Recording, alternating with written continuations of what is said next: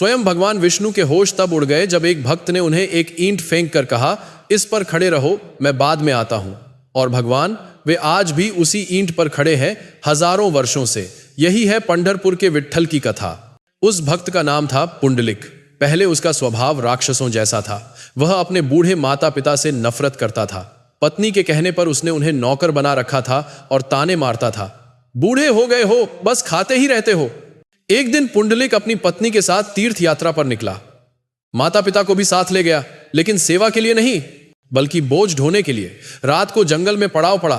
पुंडलिक खुद तो गर्म कंबल में सो गया और माता पिता को ठंड में बाहर छोड़ दिया।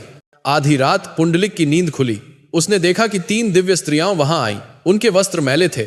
उन्होंने माता पिता के चरण धोए और तभी एक चमत्कार हुआ, उनके मैले वस्त्र एकदम स्वच्छ हो गए।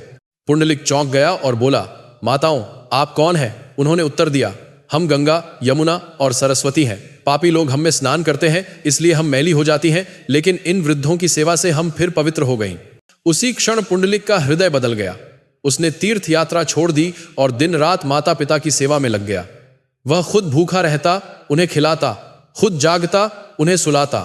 समय बीतता गया और पुंडलिक की भक्ति की चर्चा स्वर्ग तक पहुंच गई। तब भगवान विष्णु स्वयं उसके पास आए और बोले, पुंडलिक, मैं आया हूं। लेकिन उस समय पुंडलिक माता पिता के चरण दबा रहा था।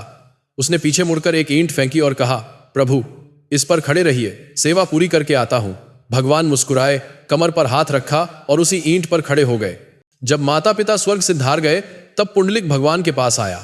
भगवान बोले, तुमने सबसे बड़ी भक्ति दिखाई है। माता पिता की सेवा मेरी पूजा से भी महान है। मैं यहीं खड़ा रहूंगा ताकि दुनिया यह सदा याद रखे। आज पंढरपुर में स्थित विट्ठल मंदिर वही पवित्र स्थान है जहां भगवान विट्ठल आज भी उसी ईंट पर कमर पर हाथ रखे खड़े हैं। कमेंट्स में जय विट्ठल अवश्य लिखें।